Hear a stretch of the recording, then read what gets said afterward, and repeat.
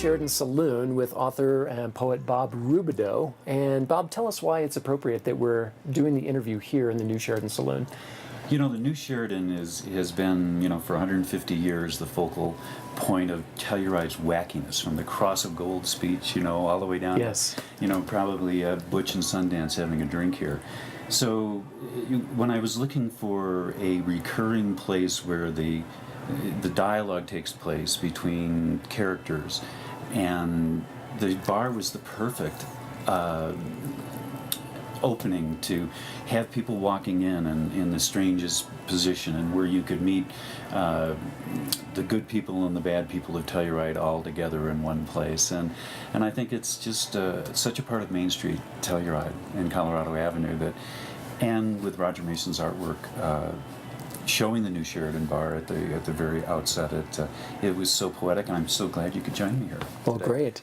So, Bob, tell us about the partnership. Now, you're the author. We know that Roger Mason did the artwork for the cover, but there are other people involved, like the Wilkinson Public Library, and Between the Covers, and Amy Cannon. Talk a little bit about the partnership. Well, what we tried to do is we just, as artists, as creative artists, we have a need to find someone to take our work to the next level, which is making it marketable around the world and in bookstores.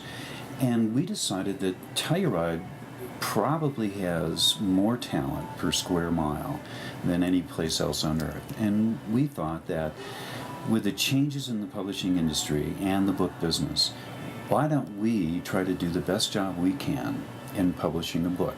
And as we do it, each one of us is going to learn the whole picture, but each component part maybe could relate to a certain specific members of our art community. Mm-hmm. And so we pulled together the Wilkinson Public Library, the Telluride Writers Guild. Telluride Inside and Out helped out with a lot of the promotion on it. The Between the Covers bookstore, the Browns in Nundiva.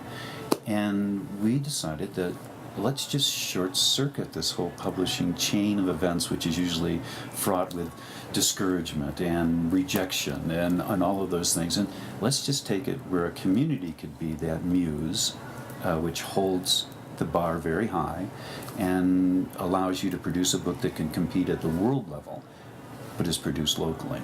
And that is what Gatsby's Last Resort is. I love that notion that people who are well-versed in a certain facet of art or creating a book or publishing can lend their expertise, and you didn't have to look very far, right here in our community. Right. We opened up our first forum exactly 9 months ago, and I came in with a finished manuscript that could have gone the traditional publishing route. But we decided to use this as the launching pad for a new idea, and I believe firmly that Telluride could produce a small quantity of very high quality books every year. In my talking around, there's many people in town that have a manuscript either in them or already done, and would like to take it to the next level. And this is a light at the end of the tunnel to allow someone else to give you input, to tap into local artists, to help you keep your costs low. Because in the business, we write, to feed our soul, but we also write to put food on the table, which helps. And so we thought that this partnership would be something that, if we worked it right, we could also take it and duplicate it in almost any community around the country. The publishing industry has changed so much, just like the music industry has changed, with all of the internet access and all of the ability for people to download almost any content that they want. The publishing business is drying up. And what we thought this partnership was, let's approach how a real publishing house would do it, even though they're going the way of the dinosaurs and the dodo bird. When I first started in this business 40 years ago, there were 180 publishing houses in New York City alone.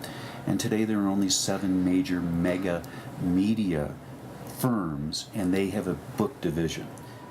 to break in as a fiction writer these days Near is impossible almost to get into impossible. that. You have to have, something else working on your behalf. And so we decided that we had this whole wonderful town working for us, and so we decided to bring this out. And as you can see, this is a world-class product, and we think that this opens the door now for every writer, poet, nonfiction writer, to look at this as a real option. If you want to change, my wife describes what I do in my writing as I wake up every morning and I play with imaginary friends all day.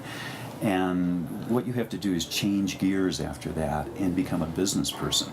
And most often writers Can't do that. well, they are reluctant to do that. It's changing your whole scope on life. And so we thought that we would take it in real time, do it in real time, put together a promotional plan, and try to market this book worldwide right out of Telluride, right out of our own hometown. And it's doing very well. We're very, very happy.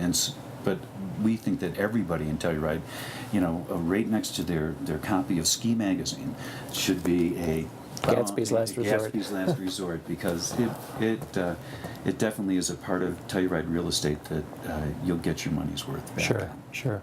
Gatsby's Last Resort, a Telluride murder mystery, involves a lot of your friends, a lot of characters, a lot of places in your backyard here in Telluride. Tell us about that. Well, in the acknowledgments, I start off by thanking Telluride, because there is no other place on earth that has such a rich diversity of characters.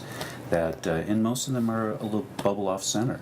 True. And Telluride tends to attract the eccentrics, and they do. fit right in here. They do, and they're not bashful about serving up their flaws every day. True. And so what I did is, tried to take the best parts of Telluride and the wackiest characters and put them all into a murder mystery. And the body hits the floor in the first page, and you have to follow it through to the end to see who done it. Now, it's a murder mystery, and the lead character, the private eye, is a man named Whit Thorpe. Correct. And his eccentric preteen daughter, Cody. Right. I don't want to let the cat out of the bag for people who I'm sure are going to rush out and buy a copy. Mm-hmm. But did you have someone in mind, or a father-daughter duo in mind with these two characters? There are so many genre detective fiction books out there, and the buddies, there's always two people, Right. Holmes Right. and Sidekick. and Sherlock, and Watson. And so I have a very precocious daughter, and of course Mary works at the school, and we're involved with kids every day, and it's remarkable how with it they are these days.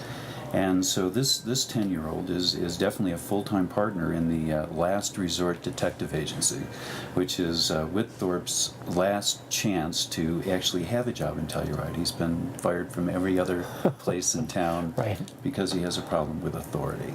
And now he's finding it hard to work for himself. And although it's a murder mystery, loosely based on some factual characters and places, it's also funny. It's humorous. Well, we hoped it would be. It's sort of like, Tom Wolfe, even Cowgirls Get the Blues. It's that kind of where the episodes are bigger than life, the people in it are bigger than life. We tried to shine that light on Telluride, and if I can't make you laugh or scratch your head in every page, then I'm not doing my job. Bob Rubideau, I want to thank you so much for being a part of Telluride Time on Channel 12, and I encourage our viewers to get your own copy of Gatsby's Last Resort, a Telluride murder mystery by local celebrity and author Bob Rubideau, available between the covers right here in the new Sheraton Hotel. They're available as well. And other places. Anytime you see one, go up and tell it it's doing its job by